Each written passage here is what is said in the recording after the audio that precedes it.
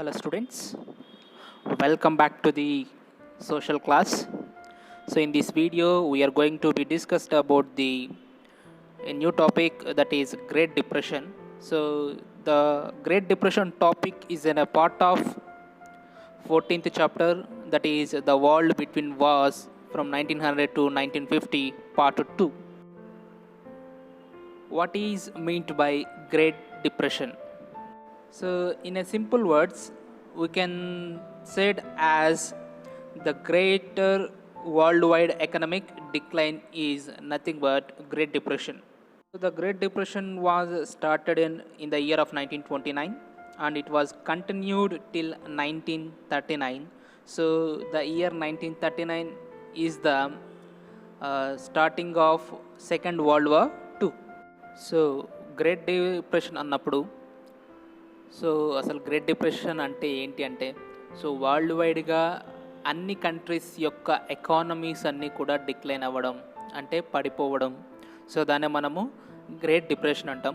ఇది great depression అనేది 1929లో start అయ్యి దాదాపు నియర్లీ 10 years పాటు కంటిన్యూ అయ్యి 1939లో ఎండ్ అవ్వడం జరిగింది. How can the great depression was occurred? The economist discovered that in the year of 1929 in US, the New York Stock Exchange market was collapsed. So due to this incident, the economist felt that the Great Depression was started. 1929లో యుఎస్ఏలో ఉన్నటువంటి New York stock exchange market collapse కావడం వల్ల share prices అన్ని companies యొక్క share prices decline అయిపోవడం వల్ల ఎకనమిస్టులు అంతా కూడా great depression start అయింది అనే ఒక అంచనాకు రావడం జరిగింది. What are the causes for the Great Depression? The first thing is the overproduction. when in 18th centuries and 19th century, throughout the world, majority of the countries, they shifted their economies from agriculture to industrial sector. That means most of the countries, they started to production through the factories and industries. Even employment also shifted from agriculture sector to industrial sector. Number of goods ni produce చేయడము, surplus గూడ్స్ని అవసరమైన వాటికంటే ఎక్కువ గూడ్స్ని ప్రోడక్ట్స్ని produce చేయడం వల్ల products యొక్క goods యొక్క demand అనేది decline అవ్వడం జరిగింది. ఎప్పుడైతే గూడ్స్ యొక్క డిమాండ్ డిక్లైన్ అయిపోవడము, దాంతో ప్రైసెస్ పడిపోవడము, ప్రైసెస్లో కూడా డిక్రీజ్ రావడము, దాంతో ఫ్యాక్టరీస్ కానీ ఇండస్ట్రీస్ కానీ వాటి ప్రొడక్షన్ని స్టాప్ చేయడం. ప్రొడక్షన్ని స్టాప్ చేయడం అంటే ఫ్యాక్టరీస్ని క్లోజ్ చేయడం. ఎప్పుడైతే ఫ్యాక్టరీస్ని క్లోజ్ చేయడం జరిగిందో దాంట్లో ఉన్నట్టు వర్క్ చేసేటువంటి వర్కర్స్ అంతా కూడా అన్ఎంప్లాయిడ్గా టర్న్ అయిపోవడము. ఎప్పుడైతే పీపుల్ అన్ఎంప్లాయిడ్ అయిపోతారో దానివల్ల పీపుల్ యొక్క పర్చేసింగ్ పవర్ అనేది తగ్గిపోవడం. పర్చేసింగ్ పవర్ తగ్గిపోవడం వల్ల మళ్ళీ పీపుల్ డిమాండ్స్ మీద దాని ఇంపాక్ట్ అనేది ఉండడం జరుగుతుంది. It is all A vicious cyclical effect. it initially started the decline in demand. It led to the closure of factory production. When the factories was closed, the people who depended on industries, those people became unemployed. When people were unemployed, their purchasing power also decreased. The low purchasing power of people leading to a further decline in demand. This is a vicious cyclic effect. ఇక్కడ మీరు చూసినట్లయితే ఈ cyclic ఎఫెక్ట్లో over production కావడం వల్ల, అవసరమైన దానికంటే ఎక్కువ ప్రోడక్ట్స్ని produce చేయడం వల్ల, మార్కెట్స్ లేకపోవడం వల్ల, వాటిని సేల్ చేసుకోవడానికి తగినన్ని మార్కెట్స్ లేకపోవడం వల్ల ఆ ప్రోడక్ట్స్ యొక్క డిమాండ్ అనేది, ప్రోడక్ట్స్ని ఎవరు కొనలేకపోయారు. దానివల్ల ఆ ప్రోడక్ట్స్ యొక్క ప్రైసెస్ తగ్గిపోవడం. ఎప్పుడైతే ప్రోడక్ట్స్కి ప్రైసెస్ తగ్గిపోవడం జరిగింది, డిమాండ్ లేకుండా అయిపోయిందో ఫ్యాక్టరీస్ అని కూడా ప్రొడక్షన్ స్టాప్ చేయడం, క్లోజ్ చేయడం జరిగింది. ఆ ఫ్యాక్టరీస్లో వర్క్ చేసే వర్కర్స్ అంతా కూడా ఎంప్లాయ్మెంట్ లేకుండా అయిపోయారు. మేము ఇంతకుముందే చెప్పాం కదా. ఎప్పుడైతే మెజారిటీ ఆఫ్ ద కంట్రీస్లో పీపుల్ అందరూ కూడా అగ్రికల్చర్ నుంచి ఇండస్ట్రీకి షిఫ్ట్ అయిపోయారు. ఇండస్ట్రీస్ క్లోజ్ చేసేటప్పటికి మళ్ళీ అన్ఎంప్లాయ్మెంట్ పెరిగిపోయింది. అన్ఎంప్లాయ్మెంట్ పెరిగిపోతే పీపుల్కి వర్క్ చేయడానికి వర్క్ లేదు కాబట్టి So they did not get any salary or any money from their working places. So దానివల్ల లో పర్చేసింగ్ పవర్ అనేది ఉంటుంది. లో పర్చేసింగ్ పవర్ అంటే కొనగలిగే శక్తి. సో దానివల్ల లో పర్చేసింగ్ పవర్ వల్ల ఏమవుతుందంటే ఇంకా కనీస మినిమం ప్రోడక్ట్స్ ఏవైతే ఉన్నాయో, కనీస అవసరాలు తీర్చగలిగే ప్రోడక్ట్స్ ఏవైతే ఉన్నాయో వాటిని కూడా కొనలేనటువంటి స్థితిలో ఉంటారు. సో ఇది మళ్ళీ డిమాండ్ అనేది పడిపోవడం, మళ్ళీ ప్రైసెస్ పడిపోవడం, ఇది ఒక సైక్లిక్ ఎఫెక్ట్ అనేది జరుగుతూనే ఉంటుంది. Throughout the world, many countries was affected by this Great Depression. So, what is the result of the Great Depression? So, particularly if you take an example of USA, in USA, as many as 25% Americans were unemployed and nearly 33% in many other countries. So, USA lone nearly 25% of the population was unemployed because of Great Depression. So throughout the countries, factories was closed down and trade also declined, and cities and the trade centers are also declined. So there is a no work who depended on industries and trade. So it further collapse of prices. Even the agricultural produce also declined. So many of the people leave the agriculture sites and they did not cultivate further. So the all of the result, it causes the poverty and desolation and homelessness. So ఎప్పుడైతే unemployment increase అయిపోయింది, people దగ్గర purchasing power లేదు, money లేదు, so factories close అయిపోయాయి, అన్ఎంప్లాయ్డ్ population ఎక్కువగా ఉంది. So దాంతో even కొనగలిగే వాళ్ళు లేరు కాబట్టి అగ్రికల్చర్, దాని ఇంపాక్ట్ అగ్రికల్చర్ సెక్టర్ మీద కూడా పడింది. సో అగ్రికల్చర్ సెక్టర్స్లో ఫార్మర్స్ ఎవరు కూడా వాళ్ళు ప్రొడ్యూస్ చేసినటువంటి ప్రొడక్షన్కి కూడా ప్రైసెస్ లేకపోవడం వల్ల నెక్స్ట్ క్రాప్ కూడా వాళ్ళు కల్టివేట్ చేయడం కూడా మానేయడం జరిగింది. సో దాంతో పావర్టీ లెవెల్స్ అంటే పేదరిక లెవెల్స్ అనేవి ఇంక్రీజ్ అయ్యాయి త్రూఅవుట్ ద కంట్రీస్. దాదాపు మెజారిటీ ఆఫ్ ద కంట్రీస్లో కూడా ఇదే సిచ్యువేషన్, సిమిలర్ సిచ్యువేషన్స్ అనేవి కంటిన్యూ కావడం జరిగింది. డిజోలేషన్స్, వర్క్స్ కోసం వేరే ప్లేసెస్కి వెళ్ళడము, సో హోమ్లెస్ పీపుల్ ఎక్కువ మంది అవ్వడం. So next one is how can we escape from this great depression and its effects. So many of the economist give many solutions. In particularly, there are two types of economists. So one is Marxist economist and the second one is capitalist economist. So according to our lesson, so they gave two economists.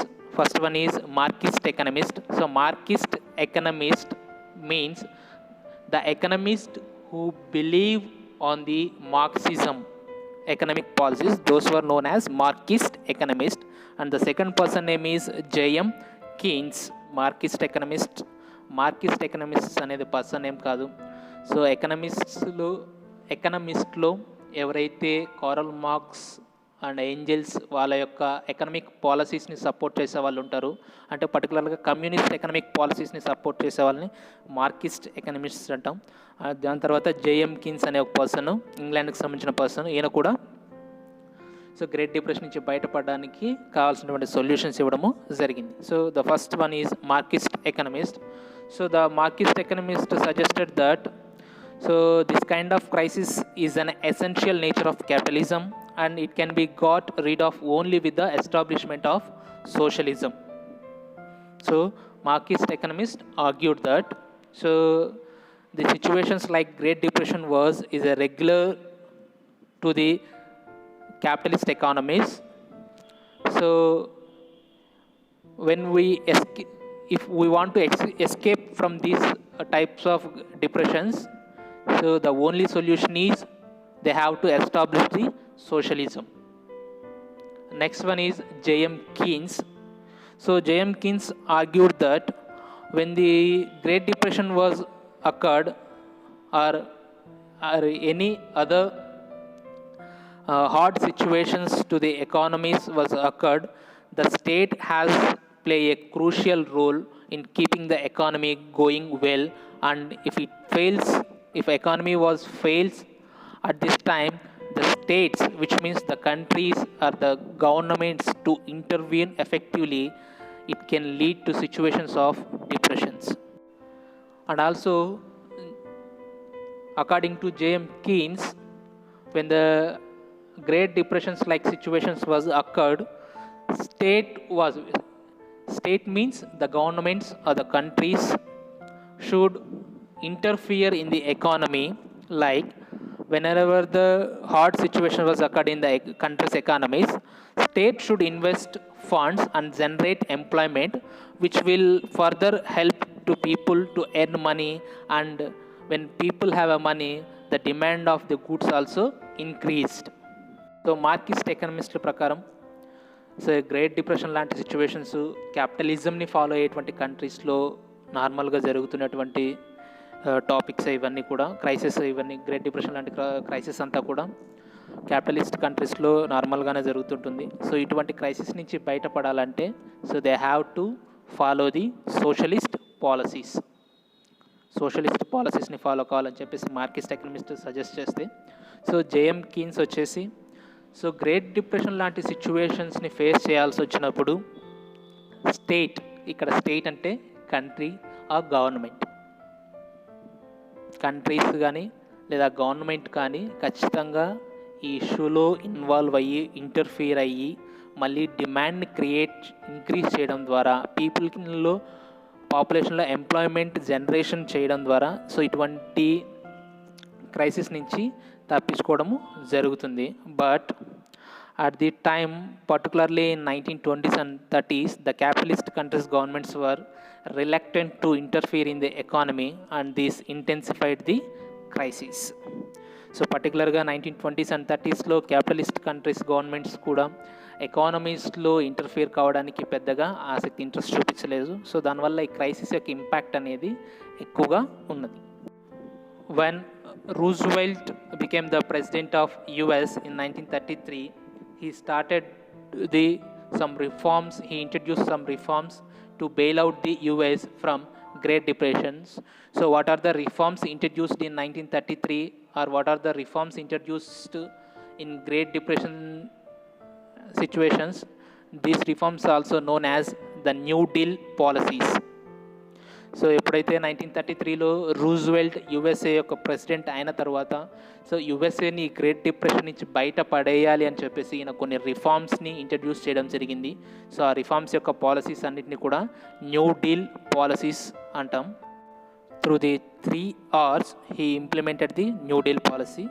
So the meaning of 3 Rs means the first R is relief to the victims of depression, and the second R is reform of financial institutions, and the third R is steps to ensure economic recovery.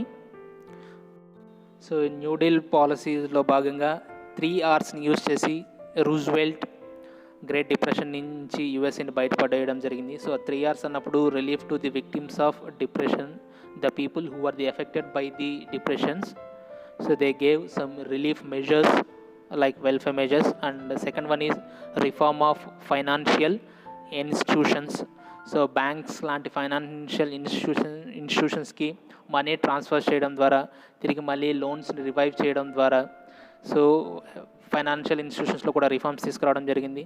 So అట్లే ఎకానమీని recovery చేయడానికి కూడా కొన్ని స్టెప్స్ని తీసుకోవడం జరిగింది. So అవి ఏంటివి అనేది డీటెయిల్గా డిస్కస్ చేస్తాం. So by undertaking large public works like construction of dams, construction of buildings, construction of roads. So these are all known as large public works.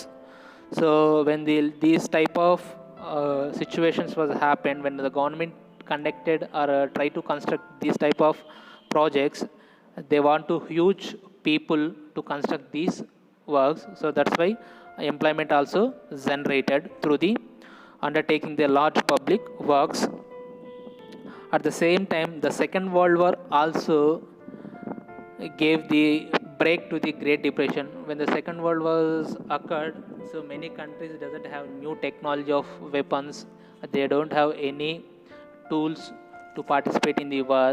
So in that situations, USA helped to those countries in the means of new technology weapon. It supply, and it also give loans to the other countries, and also it supply the weapons, new technology arms to the other countries. So The industries also get particularly the war industries also get benefited from the Second World War. So it given a great boost to the USA for factory production and demand for farm produce. At the same time, the Roosevelt also take the initiative to implement the social security system in the US. So that is, he want to implement the some welfare measures to the people, like giving unemployment insurance and giving pensions to the handicapped people, old age people, and needy children, and construct the old age homes and hospitals to the people, all known as welfare measures. But one thing is that before the US, the first country which established the welfare measures is Great Britain. So even before the Great Depression, when the war was still on, Great Depression take lot of welfare measures to help their people. So because of the welfare measures, people started their dignified life again. So and all citizens are that take the care of their most elementary needs like food, housing, health, and child and old age care and education. So these are all aspects was take care by the government in a large extent. So whenever the government try to control these welfare measures or take these welfare measures very effectively, so employment also generated, people have some money in their hands, so that's why demand also gradually increased. So again the factories was reopened and employment also increased. So this is all about Great Depression. So ఇవే కాకుండా మన ఇండియాలో కూడా చాలా welfare measures continue చేస్తూనే ఉన్నారు. For example మన స్టేట్లో అమ్మ ఒడి స్కీమ్ కానీ, జగనన్న రైతు భరోసా, సో జగనన్న చేదోడు, సో ఇటువంటి స్కీమ్స్ సెంట్రల్ లెవెల్లో అయితే ప్రధానమంత్రి Awas Yojana, Pradhan Mantri Garib Yojana, public distribution system కానీ, ఇంటిగ్రేటెడ్ చైల్డ్ డెవలప్మెంట్ స్కీమ్స్.